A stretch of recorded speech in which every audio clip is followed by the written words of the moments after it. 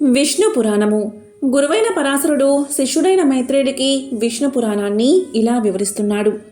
అక్కడ యమునకు దగ్గరగా నివాసాలు ఏర్పరచుకున్నారు. అలాగే గోశాలలు నిర్మించారు. పచ్చగరిక హెచ్చుగా ఉన్న చోట ఆవులను మేపుతూ, యమునలో నీళ్లు తాగిస్తూ, సాలలో కట్టి పచ్చగడ్డి వేస్తూ కాపాడుకుంటున్నారు. ముచ్చటగా ఆడుతూ పాడుతూ ఆనందంగా గడుపుతున్నారు. రామకృష్ణులు గొల్ల పిల్లవాంటతో కలిసి గోవులను దూడలను కాస్తూ ఉన్నారు. రకరకాల ఆటలతో, పాటలతో, బంతులాటలతో బృందావనంలో ఆనందంగా ఉంటున్నారు. అలా ఉండగా వర్షాకాలం వచ్చింది. ఆ కాలంలో యమున ఉవ్వెత్తుగా పొంగసాగింది. ప్రకృతి ప్రశాంతమైంది. క్రమంగా వాన వెలిసింది. ఒకనాడు కృష్ణుడు బలభద్రుణ్ణి, గొల్ల పిల్లలను ఆవుల వెంట పంపి కొందరు బాలులతో తాను యమునగట్టుకు చేరి అక్కడ కడిమి చెట్ల నీడలో విహరిస్తూ ఉన్నాడు. ఆ సమయంలో కొంచెం దూరంగా యమునలోంచి మంటలు, విషపుగాలి పైకి రావడం చూశాడు. ఆ మడుగలో కాళీయుడు అని ఒక విష సర్పరాజు. వాని ఆర్భాటం అదంతా. ఆ విషపు గాలిచే ఆ ప్రాంతాన ఉన్న చెట్లు, తీగలు మాడి బొగ్గైపోయాయి. ఆ నీరు తాగిన ప్రాణి బతుకు సున్నా. కృష్ణుడు గ్రహించాడు.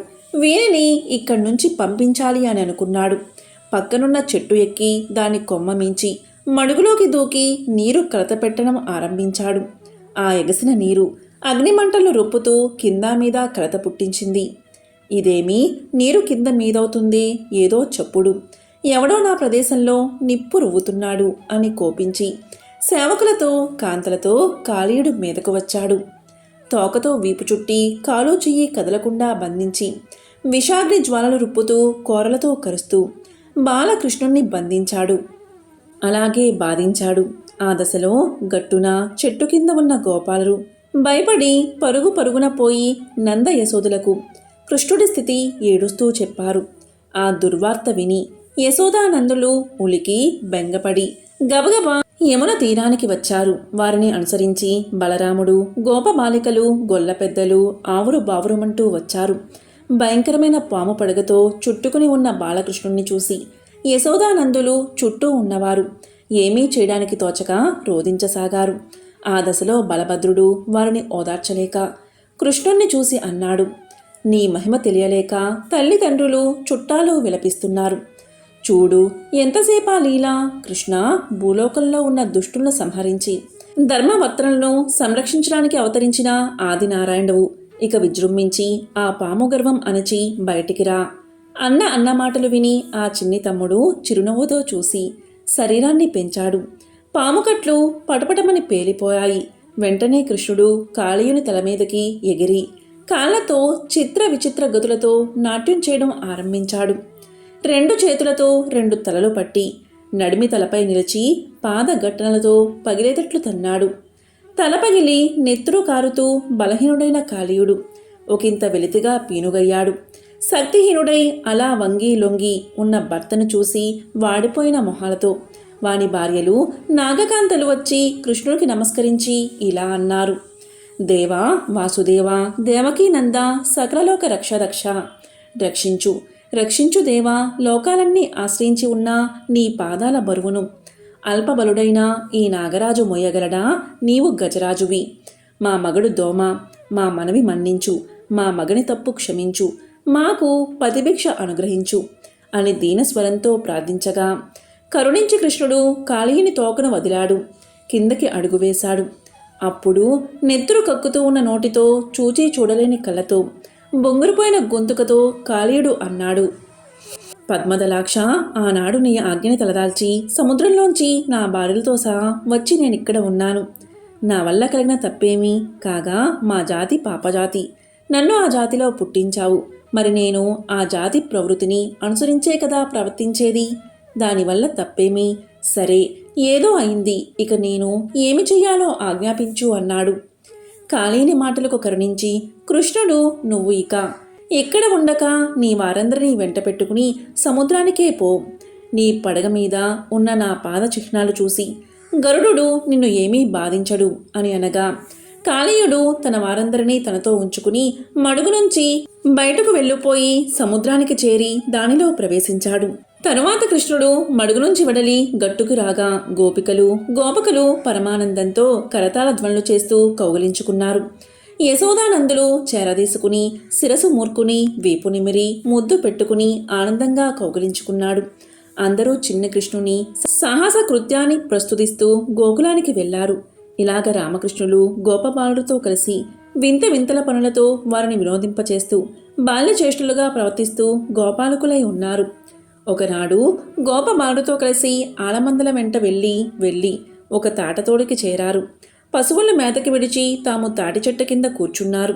ఒకంతసేపటికి గోపబాలుడు వచ్చి, ఇక్కడ మనం ఉండవద్దు, ఈ తాటి తోటలో దేనుకుడు మొదలైన రాక్షసులు ఉన్నారని పెద్దలు చెప్తారు, మరొక చోటుకి పోదాం లెండి అనగా రామకృష్ణులు, బెదరకండి, ఇక్కడ రాక్షసులున్నారా, అయితే వాళ్ళని హతమార్చి ఈ తోపు అందరికీ ప్రవేశయోగ్యం అయినట్లు చెయ్యాలి అని అన్నదమ్ములిద్దరూ తోట లోపలకు వెళ్లారు. నలుదిక్కులు మారు మోగేటట్లు భీకరంగా అరవడం ఆరంభించారు. ఆ ఘోష విని దేనుకా ప్రముఖులైన రాక్షసులు గాడిద రూపాలతో వచ్చారు. కృష్ణుణ్ణి పలు విధాలా బాధించసాగారు. అది చూసి బలరాముడు తన మీదకి వచ్చిన రాక్షసులను పట్టి తాటి చెట్టుకు దాపుచేసి గిరగిరా తిప్పి కొడుతూ తుండములుగా పడగొట్టాడు. అంతే, దేనుకుడు గాడిద రూపంతో వచ్చి కృష్ణుణ్ణి ఎదిరించగా కృష్ణుడు వాడి కాళ్ళు పట్టుకుని గిరగిరా తిప్పి చెట్టుకేసి కొట్టి ఉసురు ఎగరగొట్టాడు. వాడి చావు చూసి వెనుకనున్న రాక్షసులు అదిరి పారిపోయి ప్రలంబాసురుణ్ణి చేరి ధేనుకాసురుడి చావు గురించి చెప్పారు. ఆ విషాదవార్త విన్న ప్రలంబుడు విచారించాడు. ఏదో ఉపాయంతో ఆ అన్నదమ్ములను దెబ్బ కొట్టాలని ఆలోచిస్తూ ఉన్నాడు. ఆ విధంగా తాటితోట రాక్షసుల బాధల నుంచి విముక్తి పొంది మనుషులకు పశువులకు స్వేచ్ఛగా విహరించడానికి యోగ్యమైంది. రామకృష్ణులు ఆ తాళవనంలో ఆటపాటలతో తోటి గోపకులను గోవులను సంతోషపరుస్తూ తాటిపళ్ళు అందరికీ జారవిడుస్తూ వినోదంగా కాలక్షేపం చేస్తూ ఉన్నారు. అలా ఉండగా ఒకనాడు ప్రలంబుడు గొల్లపిల్లవాని రూపంలో వచ్చి గోపబాలుడితో కలిసి ఆటలాడుతూ బలరాముణ్ణి తన భుజాలపై ఉంచుకుని భయంకరమైన నిజరూపంతో పైకెగిరాడు.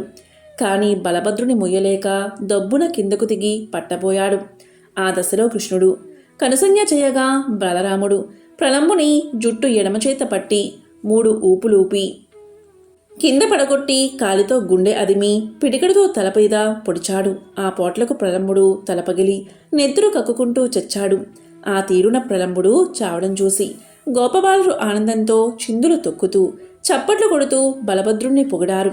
పొద్దుపోయే సమయం కాగా అందరూ గోకులానికి చేరారు. బలరామునిచే ప్రలంబుని చావు తమ కొడుకుల వల్ల విని గోపాలురు పెద్దలు ఆశ్చర్య ఆనంద పరవశులయ్యారు. ఇలాగ రామకృష్ణులు ఆశ్చర్యకరంగా అందరికీ ఆనందంగా ప్రవర్తిస్తూ ఉన్నారు. అలా ఉండగా శరత్కాలం వచ్చింది. అప్పుడు నందాదులు ఇంద్రప్రీతి యాగం చెయ్యాలని సంకల్పించి దానికి ఉండవలసిన సామాగ్రి సమకూర్చుకుంటూ ఉండగా కృష్ణుడు నందునితో అన్నాడు, ఏమి కోరిక, ఇంద్రుడి గురించి మీరేదో చెయ్యాలనుకుంటున్నారు అని అనగా నందుడు చెప్పాడు, ఇంద్రుని మాటపై మేఘాలు సమృద్ధిగా వాన కురుస్తాయి. దానివల్ల భూమి సస్య సమృద్ధితో రాణిస్తుంది. పంటలు సంతృప్తిగా ఉంటాయి. దానివల్ల ప్రజలంతా సుఖంగా జీవిస్తారు. దేవ సంతర్పణలు ఏ లోపం లేక జరపవచ్చు. ఆవులు పచ్చ గరిక కడుపు నిండా మేస్తూ కడవల నిండా పాలిస్తాయి. ఆ విధంగా ఎలాంటి కొరత లేకుండా జీవితం గడుస్తుంది. కనుక లోకోపకారంగా ఏటేటా ఇంద్రోత్సవం చేస్తూ ఉంటాం అని చెప్పాడు. నందుని మాట విని కృష్ణుడు ఇంద్రునికి కోపం వచ్చేటట్లుగా ఒక మాట అన్నాడు. అయ్యా, దైవం నిర్ణయించిన ప్రకారం జీవితాలు గడుస్తాయి. కాగా వారికి ధర్మశాస్త్రం నిర్ణయించినట్లు నడవాలి. మనకి గోవులను పెంచి వాటి వల్ల బతకడం ప్రధానం. ఆ విధంగా ప్రకృతికి సంబంధించి పర్వతాలు మనకు దేవుడు. ఇల్లు వాకిలి విడిచి పక్షుల్లాగా అడవుల్లో తిరుగుతూ బతికే మనకి పర్వతాలే పరమదైవాలు. కొండలు దుర్జనులను మృగరూపాలు ధరించి శిక్షిస్తాయి, సజ్జలను రక్షిస్తాయి. కనుక పర్వతాలకి గోవులకి ప్రియంగా మనం యజ్ఞాలు చేయడం మంచిది. ఇంద్రుడితో మనకేంటి పని అన్నాడు కృష్ణుడు. ఈ విధంగా గురువైన పరాశరుడు శిష్యుడైన మైత్రేయుడికి విష్ణు పురాణాన్ని వివరిస్తున్నాడు. ఓం నమో నారాయణాయ.